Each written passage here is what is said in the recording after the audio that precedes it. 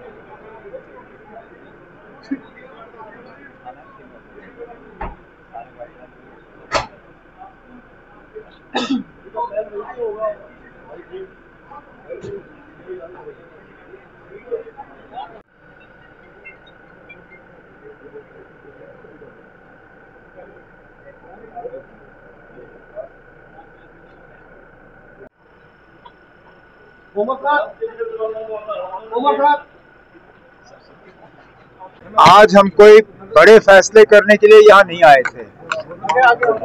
पहला मेरा यहाँ आने का मकसद ये था कि मैं रामबन के लोगों को ये एहसास देना चाहता था कि बेशक पहलगाम में एक बहुत बड़ा हादसा पेश आया, लेकिन हम रामबन के लोगों को भूले नहीं हैं। मैं नहीं चाहता था कि रामबन के लोगों को ये लगे कि अब हमारी सारी तवज्जो जो है वो पहलगाम के तरफ है और रामबन को हम भूल गए। तो जैसे ही श्रीनगर में मेरा काम थोड़ा कम पड़ा, मैं फटाफट रामबन आया, अपने साथियों से मिला, एडमिनिस्ट्रेशन से हालात के बारे में मैंने जायजा लिया। हाईवे वन वे ट्रैफिक के लिए खोल दिया गया है। कल क्योंकि हम हाईवे पे थोड़ा और तेजी से काम करना चाहते हैं, कल शायद एक दिन के लिए हम हाईवे दोबारा बंद कर देंगे ताकि एक जो टनल हमारा बंद है उसको हम खोल पाएं। उसके साथ साथ जो रेस्टोरेशन का काम है उसमें और तेजी लाने के लिए जो पैसे जो है रिलीज होने चाहिए जम्मू से, वो रिलीज हो गए हैं।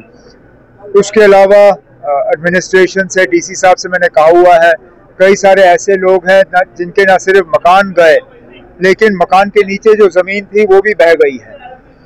अब डीसी साहब से मैंने कहा हुआ है कि ऑल्टरनेट इनको 5 मरला जमीन का प्लॉट मिले, उसके लिए वो ऑल्टरनेट साइट ढूंढें। ऑल्टरनेट साइट मिलते ही हम इनको जो है वो 5 मरला जमीन जो है वो ट्रांसफर कर देंगे। उसके अलावा SDRF के तहत कमर्शियल लॉस जो है उसका मुआवजा मिलता नहीं है, तो मैंने डीसी साहब से कहा है कि SDRF के नॉर्म्स के तहत उसके बाहर जो भी प्रपोजल यहाँ से आएगा, चाहे कमर्शियल एस्टेब्लिशमेंट्स के रिलीफ के लिए या यहाँ पे एक मांग आई है मुफ्त राशन की उन लोगों के लिए जिनको सबसे ज़्यादा नुकसान हुआ है, मैंने डीसी साहब से कहा हुआ है वो एक प्रपोजल तैयार करें, उसको हम मंजूरी देंगे। पहले तो हम नाले साफ करेंगे, उसके बाद नाले का जो रुख है जहाँ से पानी इस बार गया उसको हम सही तरीके से उसकी जो है वो रिटेनिंग वॉल्स वगैरह करके ताकि आगे जो है इस तरह का नुकसान ना हो उसका हम इंतजाम कर लेंगे। पीएम ने कहा है कि हम न्यूट्रलाइज इन्वेस्टिगेशन कराने के लिए तैयार हैं, हिंदुस्तान से मिलकर इन्वेस्टिगेशन कराने के लिए तैयार है अटैक पे।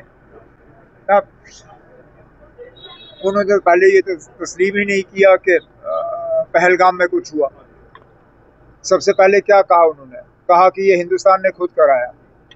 अब जिन लोगों ने पहले ही हमारे ऊपर ही जो है इल्ज़ाम तलाशी की, अब उसके बाद तो फिर मुश्किल है ना और कुछ कहना।